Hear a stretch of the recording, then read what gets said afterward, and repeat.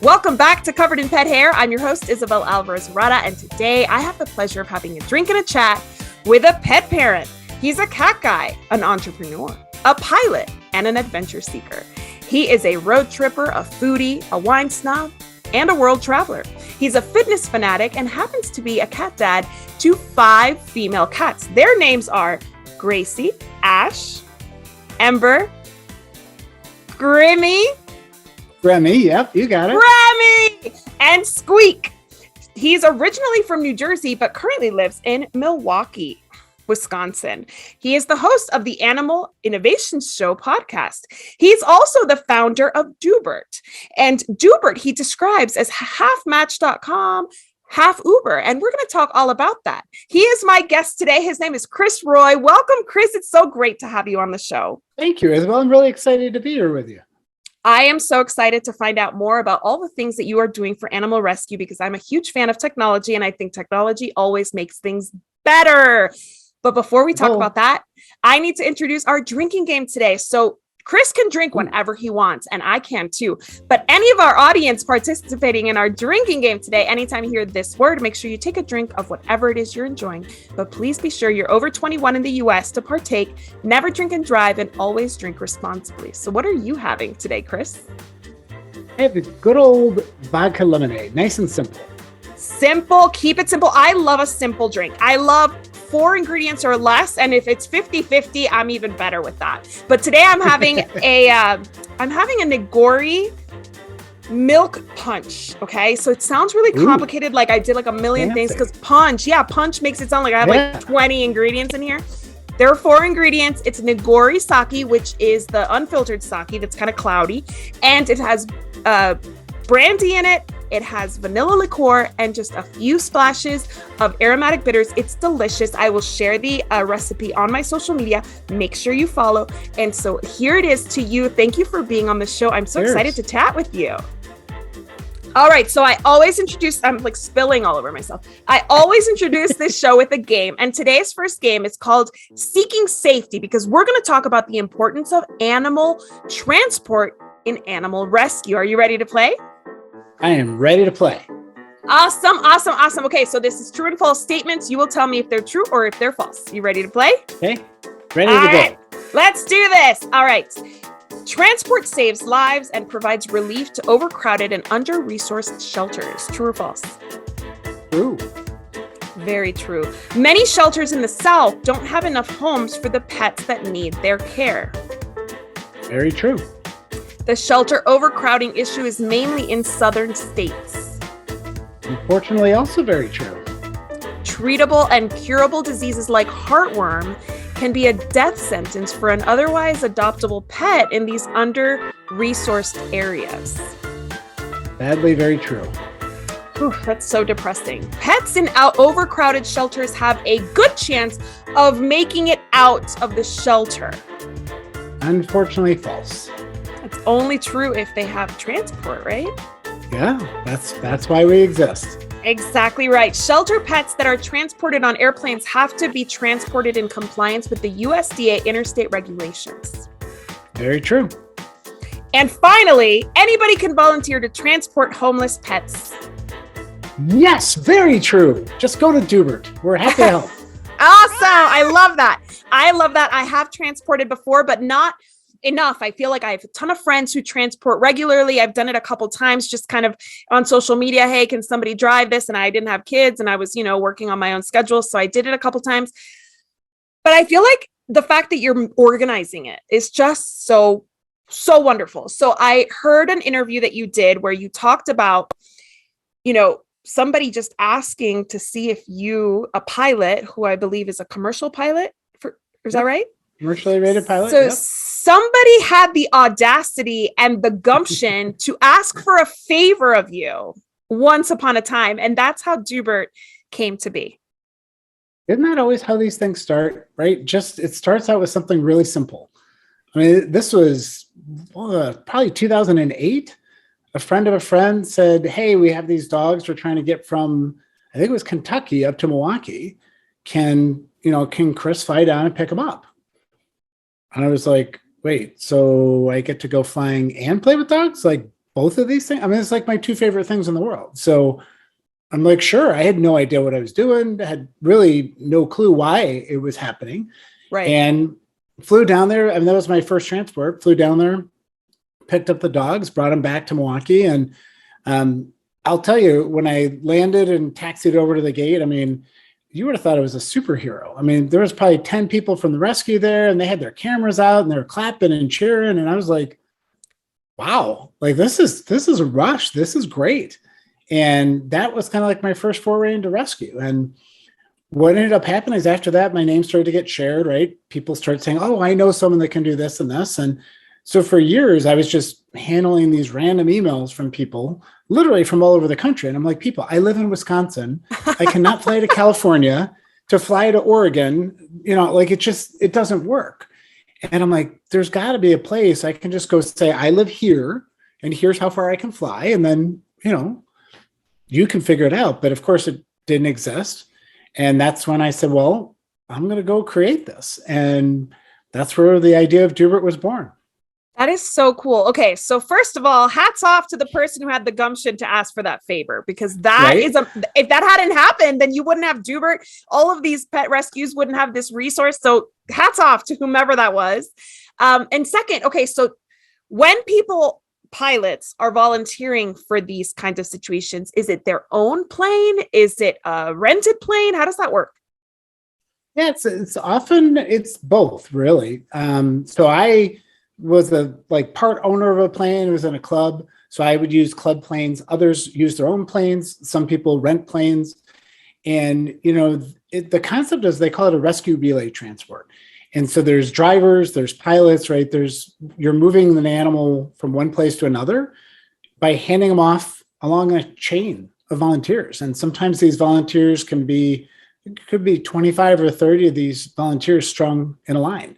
So these animals can move, 1,000, 2,000. We had one transport that was 2,500 miles. Wow. Yeah. So it's not like one person does from the beginning to the end. It's like a convoy.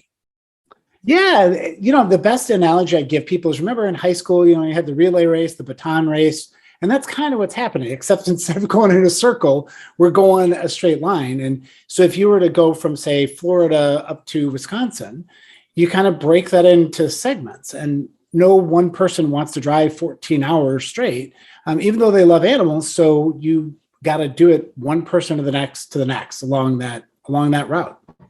Perfect. That is so cool. That is such a great concept. And I do believe I was part of when I did it in Louisiana, I was part of kind of like, it was, the dog was coming from Houston. It went to Lake Charles, which was about 40 minutes from where I lived. And then I drove the dogs to Baton Rouge, and they were supposed to keep going somewhere, but they ended up staying in Baton Rouge. I'm still in touch with the people who adopted the dogs. They just passed away. This was a long time ago, but these dogs were in such poor shape, like skin and bones, had been completely neglected in Houston. And they ended up getting this amazing life because of all of us involved in transporting them. So I know you have like 35,000 volunteers on your software platform right now. That's so amazing. But let's say that somebody's watching and they're like, okay, they go on Doobert and they can't find any transports in their area. How can they get Doobert active in their local area? Yeah, that's a great point, because it is one of those challenges, right? That we sign up people all over the country, but I can't predict when all these transports are happening. And, the best thing I try to tell them to do is to reach out to your local shelter and say, hey, listen, I want to be a volunteer. And oh, by the way, have you heard of this thing, Doobert? They coordinate transport, they coordinate fostering. They've got all these technology tools. And, my goal is really to bring people and shelters together, right? And that's it. Prior to Doobert, there really was no easy way for every shelter to find the types of volunteers they needed. And there was no way for volunteers to indicate how they wanted to get involved. So as you pointed out, some people can transport regularly. Some people can't. Some people can be a foster. Some people can't. But there's also need for virtual volunteers and in-person volunteers and photographers. And you name it, there's so many roles that people can play. So I always just say, we do get that question a lot. People will reach out and say, hey, there's no transports in my area. What do I do? And we say, listen, reach out to your local shelter, offer your help, and then share with them, say, hey, look, this resource exists and people like myself want to help out. So check it out. That is so cool. So Doobert came from the name of a cat, correct? Doobert was a cat. Yes. So what does Doobert even mean? Why did that cat have a name like Doobert? It totally works for technology, Doesn't by the it? way. Like that is Yep. just like serendipitous. Where did Doobert come from? So the story on Doobert the cat. So I had, when I graduated in the mid 90s from college, my first cat I had was Jean-Luc. Star Trek: The Next Generation was a real popular TV program. Yeah, and I loved the name Jean-Luc. I just thought it was cool. Great name. Mm-hmm. So I named the cat Jean-Luc. So when I was getting my second cat, I went into work and I'm like, what am I going to name this cat? And of course, people are like naming off things from the show. Oh, Geordie and Worf and, all these other things. But it didn't feel appropriate. I'm like, who is Jean-Luc's nemesis, right? And the answer is Q, right? The character you probably remember, Q, was John Delancey. And I was like, great. So the cat's name is Q. So I had Jean-Luc and Q, and I was like really excited until you go to the vet, right? And you bring the cat in and the vet goes, okay, or the people checking you in, they say, what's the cat's name? And I go, Q. And they go, Q? And I go, yeah, Q. And they go, Q what? I'm like, Q. You mean C-U-E? No, the letter Q. Just the letter Q? Yes, just the letter Q. And I'm like, oh my God, I'm going to have to do this every time. So very quickly, on all the vet records, Q became Quincy, just because it was easier to say to people, his name is Quincy. Oh, okay, cool. But I call him Q. And so you go, okay. So then Q was just this, he was not the smartest cat. He was a farm cat, but he was an old soul. And so he would, throughout the house, he'd be upstairs, like 2 floors up, and you'd hear him bellow. And I'd be like, Qbert. And he'd meow, and over time, Qbert, remember the 80s video game, right? You're old enough to remember that, morphed into Doobert.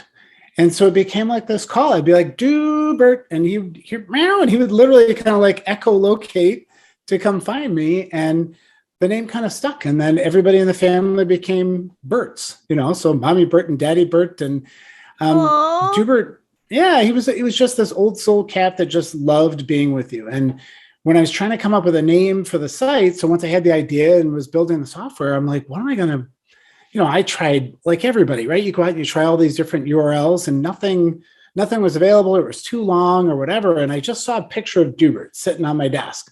And I'm like, I wonder. And it was like Doobert. And it goes, it's available. I'm like, this might actually just work. That is perfect. That is so perfect. I love that. I love technology coming together. I love ideas coming together. I love that Doobert's still involved from the Rainbow Bridge. I assume he's no longer with us. Correct. Okay. Well, I want to talk more about innovation and pets and rescue, but we do need to listen to our sponsors for a few minutes, and then we'll be right back with more on all of the things that Doobert and his subsequent technology are doing for pet rescue. We'll be right back after these messages from our sponsors. Welcome back to Covered in Pet Hair. I'm your host, Isabel Alvarez-Urata, and today I'm speaking to Chris Roy, who is the founder and president of Doobert, a technology that is all about innovating the animal rescue process. And initially, it was all about connecting transporters and rescues, but it hasn't stopped at that. I mean, you all are really innovating the processes that rescues have to deal with on a daily basis. So, Chris, before we play our second game, will you tell me more about all the things you offer to rescues?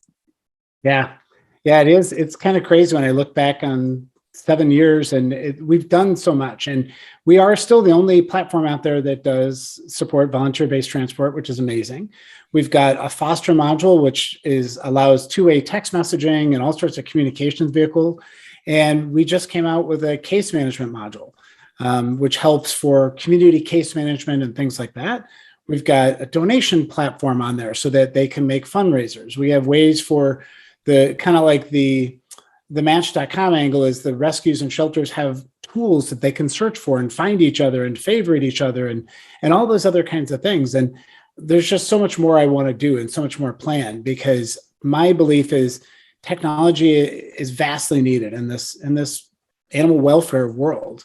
And I said for years, I know my goal, if I can save you time, you're going to save more animals. And that has been proven over and over again, is that if I can bring them the tools, the time that I save them, people spend saving more animals, which just warms my heart to know that, we are a part of helping them to be more efficient about their animal life saving. I love that. I love that. I'm all about saving time. I think that, like you said, people, rescues, businesses, everybody gets in the weeds of the day to day, and it keeps them from producing and getting results. So I absolutely agree. In any space, we need technology and innovation. And that brings me to our second game today. It's called Innovation Station. I'm going to give you 1 minute. 1 minute on my handy dandy clock here. And you're going to tell me, because you have a podcast all about innovation in pet care and pet services and pet products.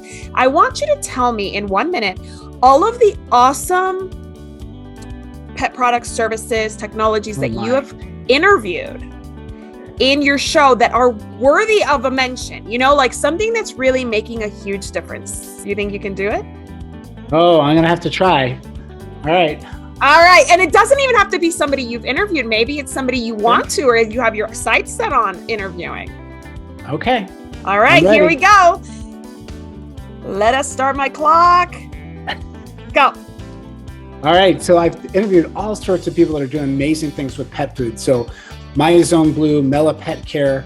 There's been all sorts of amazing technologies for cancer. So there are people sequencing the cancer genome in dogs. And all their names, of course, are going to escape me.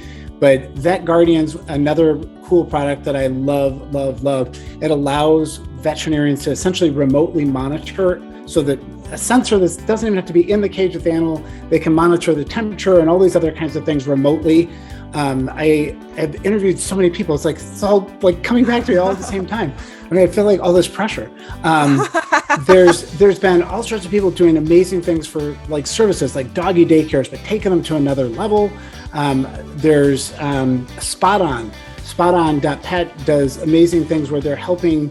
They are truly like the Uber for people with pets, right? And in New York City, and now they're even supporting people that have service dogs and other things like that. Boy, I can't even think of all You're the done. You're done. So you went I'm over done. 1 minute. That's perfect. Congratulations. You did it. I mean, you gave us a few businesses and organizations to support. I did see that you interviewed, it was at a boarding facility that takes care of special needs pets specifically. Yep. Yes, you've done all sorts of products, veterinary care, services. So definitely check out the Pet Innovation Show. Is that what it's Animal called? Innovation Show. The Animal Innovation Show. Just go to dubert.com and then podcast, right? And you'll see the show. It's on YouTube and all those other channels. Yes, it's so cool, again, because I'm a huge fan of innovation. So other than Doobert, are there any other companies that we should follow in rescue specifically that are trying to innovate?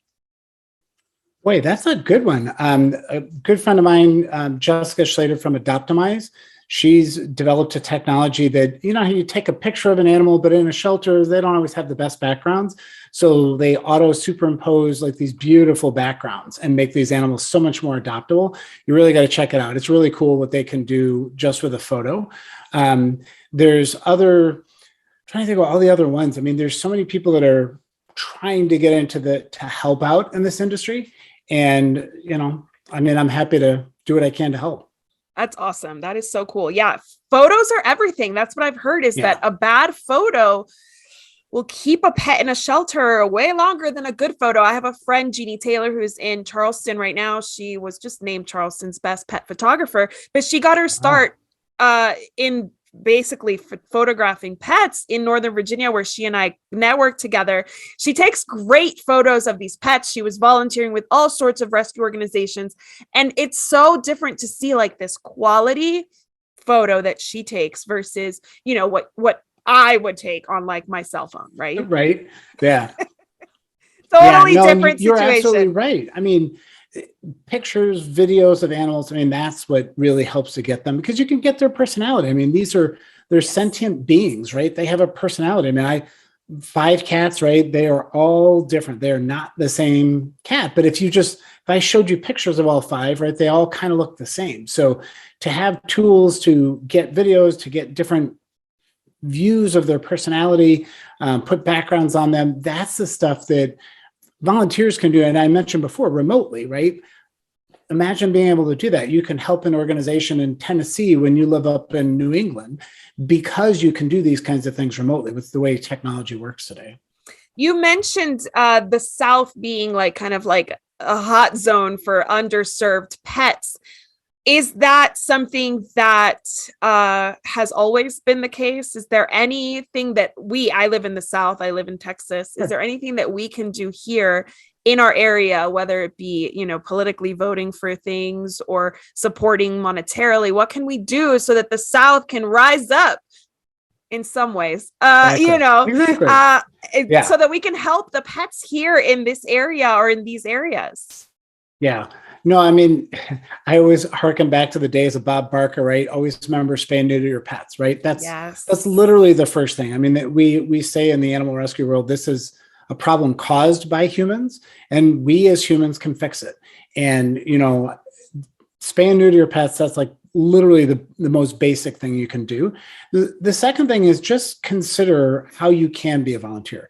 It doesn't mean you have to spend 20 hours a week or, 5 times a month, even once a month, right? If you're being a transporter or if you're being a fosterer for a week or for a month. Kitten season, anytime in the spring, is just kitten season galore. Kittens it's like there's 70% of the animals that are euthanized in shelters now.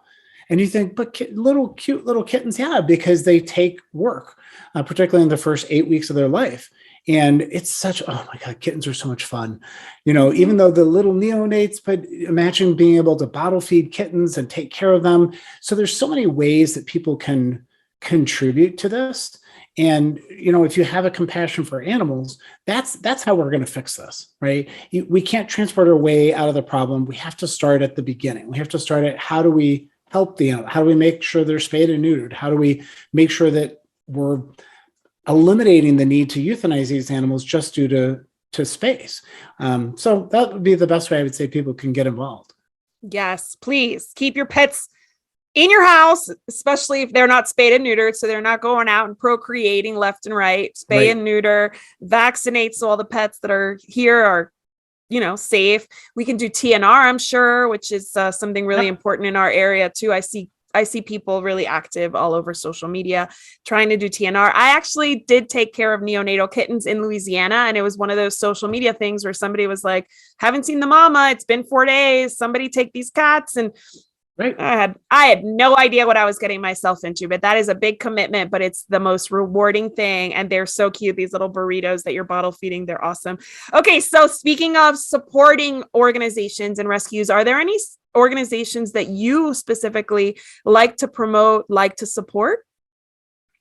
So I'm a big fan of, the nationals, right? So the ASPCA is a phenomenal organization. They do so much. I know everybody's probably familiar with their commercials and things like that, but they transport way more animals than even we do. They transport about almost 40,000 animals a year through their programs. And it's just amazing the work that these people do.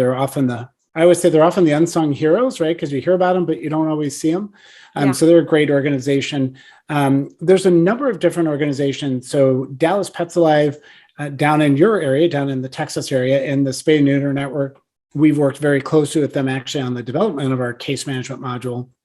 So they're amazing. And there's different Pets Alive, almost like a franchise, almost kind of the idea. So Houston Pets Alive, Austin Pets Alive, Chicago Pets Alive. There's different organizations like that have really kind of spun up. There's about 25,000 animal rescues in the US and right around 4,800 animal shelters. So there's so many worthy organizations, and animal rescue is one of those things that's very location specific. So the challenges that you have down there in Texas, while we're all caring for animals, are different than some of the challenges we have up here in Wisconsin. And what people don't often realize is the types of animals that are adopted are also very different. It's really crazy when you can look at it like I can from a national level. Down in the Southeast, so California, New Mexico, Phoenix area, lots and lots and lots of little dogs, Chihuahuas, right? They're just very popular. But go up on the East Coast, you can't find them because there's but we're euthanizing them over here and they need to get up over there.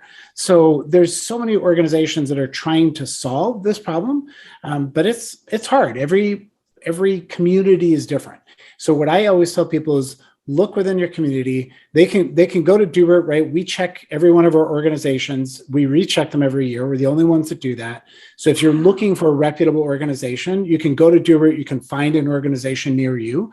I would definitely encourage people to reach out to them and just say, hey, listen, I want to help. What's the best way I can help? Because most of these rescues in particular, they're people like you and I, right? That are, working day jobs, and then they're trying to do what they can to help animals at nights and weekends. And the shelters have a little bit more structure and operations, but trust me, they need help as well. So too many organizations to name, but I gave you at least a couple. That is awesome. Yes, I want to shout out to Nova Pets Alive, my former business partner, Beth. Always been highly involved in Nova Pets Alive. They do amazing work over there. Northern Virginia is very blessed, but they still have plenty of animals that they adopt out from West Virginia, actually. So there's a lot of transporting that happens there. So I want to ask you to let us know how my audience can learn more about Doobert and volunteer through the Doobert platform. Yeah, so because I still work a day job, everything is automated, right? So you can just go to dubert.com. There's a nice big dog, and he's looking right at the big button that says sign up. And it's super, super easy. The system will walk you through creating your profile, and then you get to decide, I want to be a transporter, I want to be a foster home, I want to be both. You can kind of turn on and off the profiles. And once that's created, then you can kind of sit back and let the system do its job, so that when there's rescues and shelters that need your type of service, then the system helps them to, essentially connect with you.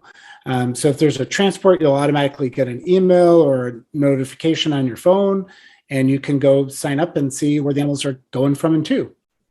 That is so cool. I'm going to actually, when we wrap up here, I'm going to fill out my profile on Doobert so that I can, for El Paso, be in the system and ready whenever I can to volunteer, because I would love to do that. So thank you so much. I want to propose a toast to all that you are doing for animal rescue. Thank you so much for bringing your talents of IT into the animal rescue space. Cheers to you. Thank you. You're welcome. Thank you.